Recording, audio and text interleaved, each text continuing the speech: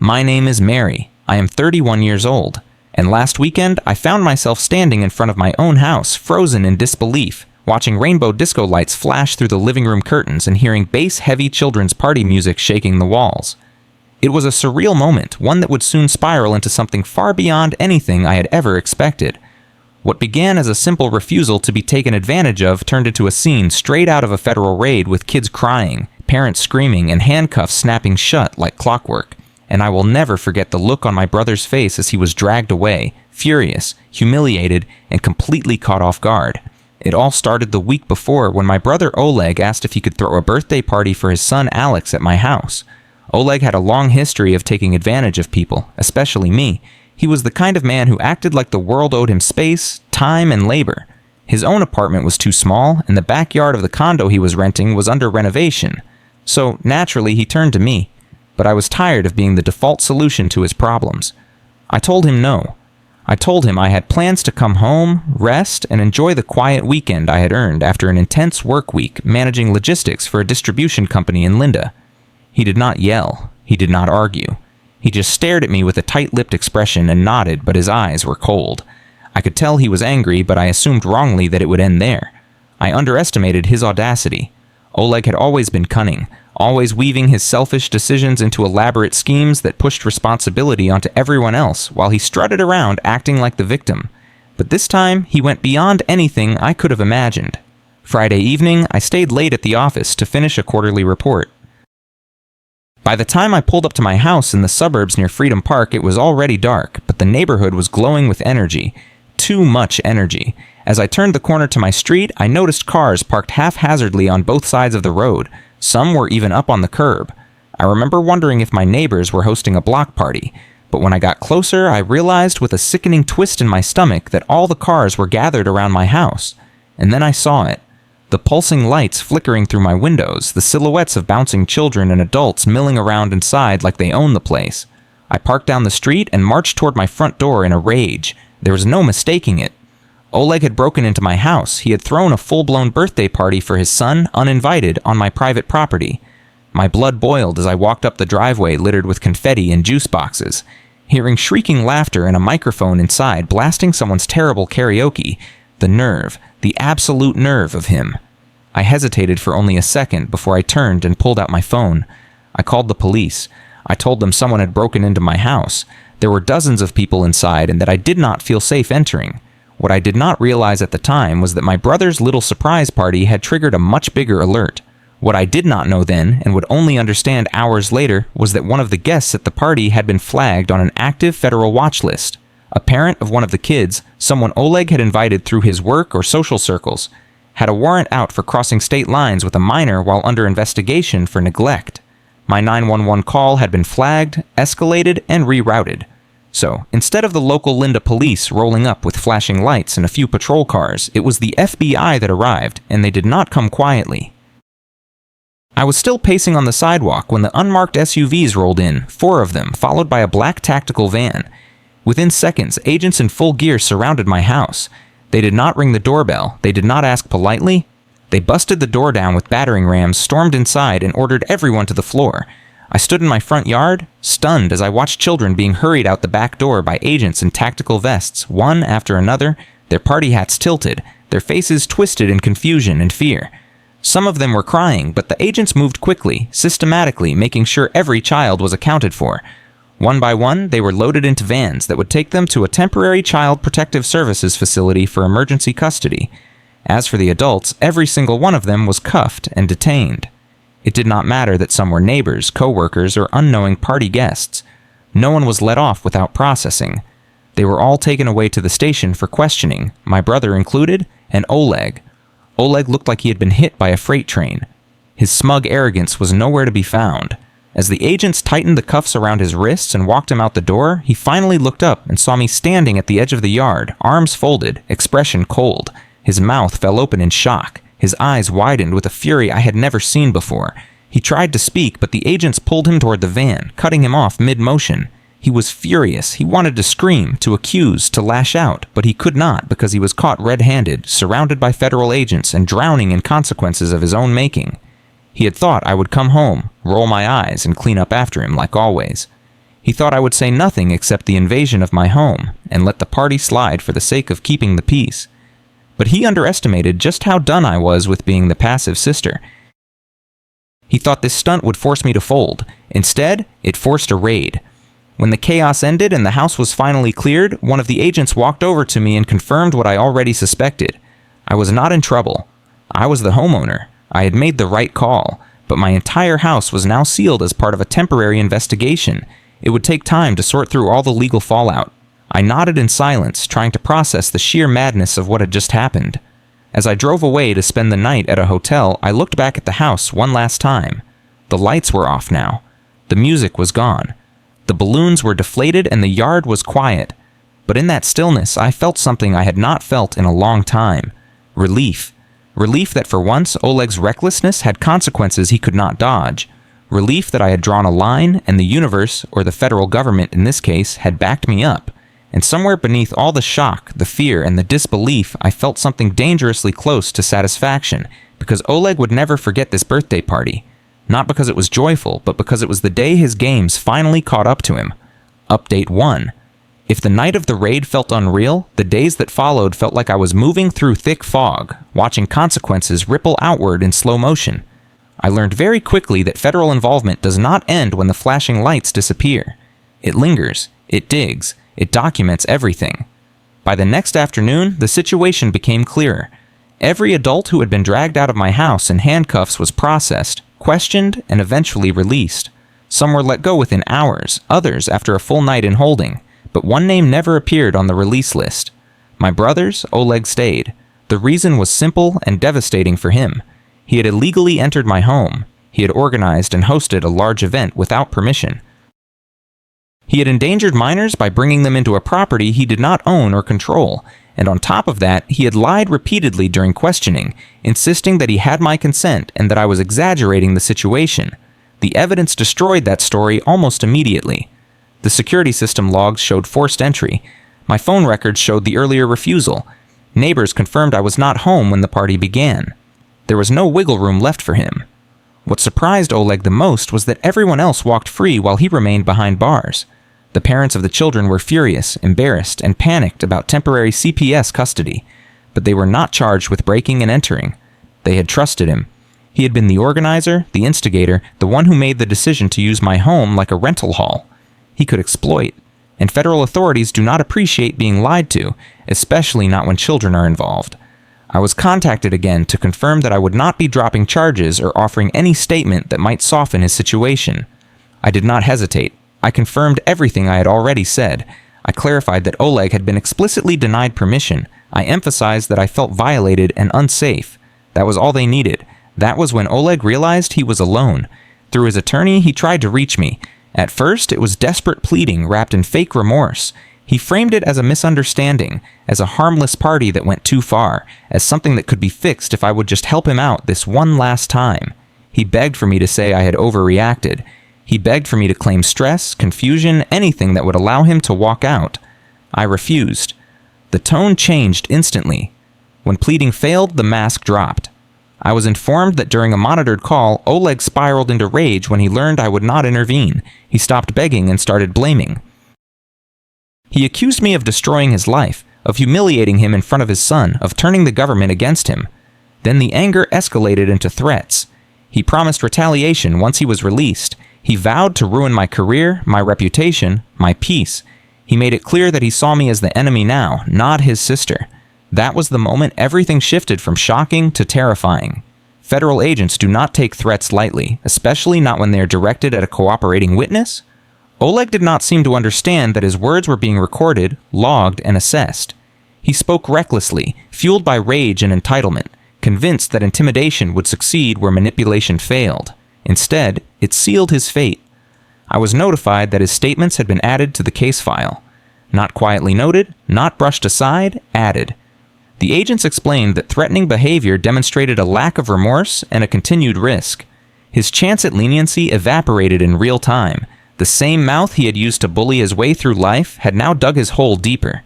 Hearing this did not make me feel powerful or victorious. It made me feel small. For the first time since all of this began, fear settled into my chest. Not the shock of discovering a party in my house, not the disbelief of watching a federal raid unfold. This was different. This was personal. This was the realization that the man who shared my childhood memories was now openly promising to harm my future. I changed my routines, I double-checked locks, I slept with the lights on. Every unfamiliar sound outside made my heart race. I knew the authorities were involved. I knew there were protections in place. But fear is not logical. It does not care about reassurance or paperwork. It only cares that someone you once trusted now wants to hurt you. Oleg was no longer just my irresponsible brother who crossed boundaries. He was someone capable of calculated cruelty when denied control. And as I lay awake at night, replaying his threats in my mind, I realized that the consequences of standing my ground were not over yet. They were only beginning. Update 2. When I first made the call to 911, I never imagined that within weeks my brother would be standing before a federal judge in a courtroom downtown, his wrists cuffed, his lawyer scrambling, his face pale with disbelief. I thought the situation would drag, that it would stretch out in that slow, agonizing way legal matters usually do. But what I learned, what stunned me to my core, was that when the FBI decides to move, they move like a storm. The evidence was overwhelming. Security footage, phone records, witness statements, digital communications. Everything had been logged and presented with precision. The party itself was just the surface. The deeper issue, the criminal trespass, the violation of federal warnings, and especially the threats against a protected witness became the sharpest knives in the case. Oleg had turned what could have been a plea deal into a federal offense all on his own. It was a quiet Tuesday morning when the sentencing came. The courtroom was filled with hushed voices and shifting glances. His attorney tried everything. Character letters, explanations, even vague apologies. Nothing worked. The prosecutor laid out the facts with clarity.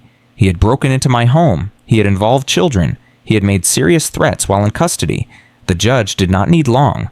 Oleg was sentenced to 2 years in federal prison. The courtroom went silent. His own attorney looked stunned. And Oleg. Oleg's expression cracked into something feral. He stood frozen for a full beat, not moving, just breathing hard, his eyes darting toward me in the gallery. Then the shouting started, not with his voice, but with his body language. Rage poured out of him like gasoline on fire. Later, I learned the story behind what happened next. Pieces whispered by court staff, quietly confirmed by one of the agents. Apparently, Oleg had tried to buy his way out of the sentence. In the days leading up to court, when it became clear that prison was a real possibility, he made contact with someone who claimed they could talk to the judge. It was all done through shadows, cryptic texts, quiet phone calls, cash handoffs. He paid thousands, convinced that his sentence would vanish or at least shrink to a few months of house arrest. It was all a lie. The person he paid was a scammer with no ties to the court. The judge never knew. The money disappeared. And when sentencing came, there was no backdoor exit, no quiet pardon, no whispered mercy, only the cold thud of a gavel and the unmistakable sound of shackles being tightened. When they let him out of the courtroom, he turned his head, his eyes locked onto mine like a predator memorizing its prey. That look, it was not sorrow, not regret. It was fury, controlled, coiled, poisonous fury. He did not scream. He did not flail. He simply stared, unblinking, as if engraving my face into some personal ledger he intended to revisit one day. The officers had to pull him forward. I stayed seated, but my spine went stiff. My throat tightened. My hands gripped the edge of the bench so hard my knuckles ached. That look would haunt me longer than anything he ever said. It was a promise. Not loud, but loud enough for the soul to hear. After he was taken away, one of the agents approached me again. Calm, measured, methodical, they assured me that all necessary precautions would be in place, that my testimony and cooperation had been critical, that Oleg was now the government's concern. I nodded numbly, still trying to catch up with everything that had unfolded so quickly. That night, as I sat alone in my living room, the silence felt different. It was not peaceful. It was too heavy for that. But in that weight, there was also something else. Respect. Respect for an institution I had underestimated. The FBI had come down on Oleg, not with force, but with purpose. They had not flinched. They had not negotiated with his tantrums. They had seen the entire chessboard, made their move, and left him checkmated without a sound. What left me most speechless was not just that they got him, it was how thoroughly, how completely they unraveled him. His plan had been to hijack my house, hold a party, and twist public sympathy into guilt. Instead, he walked himself straight into a federal cage. I always thought revenge would feel explosive, loud, full of shouting and spectacle. But this was quieter, colder, more permanent, and far more terrifying. Because now I understood something no one had ever taught me before. When the FBI decides to take action, there are no second chances. There are no loopholes. There are no bribes. There is only justice, waiting in silence for the right moment to strike. Update 3. In the days following Oleg's sentencing, I prepared myself for war. Not physical war, not another courtroom drama, but the quiet, lingering kind that creeps in after the dust has settled. I was bracing for the calls, the texts, the guilt trips from extended family, the whispered accusations about how I had ruined his life, how I had overreacted, how I had sold out my own blood. I knew how these things usually went. Families have a way of folding in on themselves when scandal breaks loose. Someone always ends up exiled, and I was sure it would be me. But what happened next defied every expectation I had. There was no backlash, no phone calls filled with judgment, no angry aunts accusing me of betrayal. Instead, there was silence. A strange, still silence that felt more like a collective exhale than condemnation. It started with my cousin Danielle, who texted me with a single sentence saying she was glad someone had finally stood up to Oleg. Then my uncle called and said nothing about prison, only asked how I was doing. One by one, the family began reaching out, not with anger, but with relief. They did not see me as the destroyer. They saw me as the one who finally stopped him. But the most shocking reaction came from someone I had not heard from since the incident began, Mira, Oleg's wife. We had never been close. She had always kept a polite distance from me, like someone walking on a frozen lake, careful not to disturb the surface. I used to assume it was because she found our family dynamics exhausting, and maybe that was part of it. But when she asked to meet in person, I sensed that something heavier was coming. We sat in a quiet cafe on the east side of Linda, far away from our neighborhood, from the courtroom, from anything that might feel too loud. She looked like someone who had slept for the first time in years. Her shoulders were relaxed, her eyes were clear, and then she thanked me. She said it plainly, without drama, without theatrics. She thanked me for getting him out of her life. That sentence cracked the floor beneath me. She told me how the last year had been nothing but shouting matches, threats, broken dishes, sudden disappearances for days at a time. How Oleg's behavior had become darker, less predictable. How their son Alex had started flinching when the front door slammed. She confessed that she had been preparing to leave, but was terrified of what Oleg would do when she finally told him. He had become volatile, controlling, obsessed with respect he had not earned. And when the raid happened, she had cried, not out of fear, but out of release. I sat there completely still as her words settled into my bones like cold water. The man I thought I knew, my brother who played pranks as a kid, who cried when our childhood dog died, who once built a treehouse with me in our grandparents' backyard, was gone. Or perhaps he had never been there to begin with. Perhaps the warmth I remembered had only ever been a disguise for something darker, something that had slowly uncoiled over the years until there was nothing left to hide behind. The real Oleg was someone who threatened his own sister from behind bars, someone who manipulated his wife into silence, someone who thought breaking into my home and throwing a party for his son would force me to capitulate, someone who tried to bribe a federal official because he believed rules were for people weaker than him. And when that failed, he turned to vengeance. Now that Mira had spoken her truth, I realized how deeply I had misread everything. I had not just stood up for my own boundaries. I had unknowingly thrown a life raft to someone who had been sinking in silence. She and Alex had moved in with her parents temporarily, and for the first time in months, her son was sleeping through the night. That detail haunted me more than anything else. After our meeting, I walked for over an hour through Marshall Park, past the fountain, past the quiet benches, past people laughing and living lives untouched by federal courtrooms and betrayals. I needed to process everything. Not just the case, not just Oleg's sentence, but the reality that I had spent years defending the wrong things. I had excused behavior, justified outbursts, rewritten history in my head to preserve a bond that had long since rotted beneath the surface. Oleg was not a victim. He was not misunderstood. He was a storm that had swept through all our lives, and I had mistaken the thunder for sound and fury instead of warning. That night, I returned home and locked every door, not out of habit, but out of instinct. I no longer feared his physical return. 2 years in federal prison is not a quick stint, but something else had taken root, the uncertainty of who he had really become. The realization that I had never truly known him, that someone so close to me could have been so dangerous to the people around him, and that I had been blind to it. I stared at the spot near my front steps where the agents had pinned party guests to the ground. I remembered the way the lights had flashed through my windows that night. The laughter, the balloons, the music, and then the sirens, the shouting, the chaos. It all came back vivid and sharp. But now it carried a different meaning. That raid had not just stopped a party, it had stopped a man who was on the verge of destroying more lives than just mine. The FBI had dismantled Oleg's fantasy with surgical precision.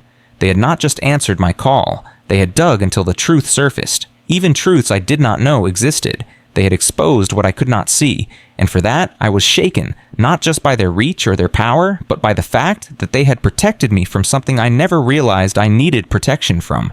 Because when justice comes wrapped in silence and certainty, when it strips away the lies without fanfare, it reveals not just the guilt of the one who committed the crime, but the naivety of those who never saw it coming. And that realization that Oleg was never who I thought he was the most frightening truth of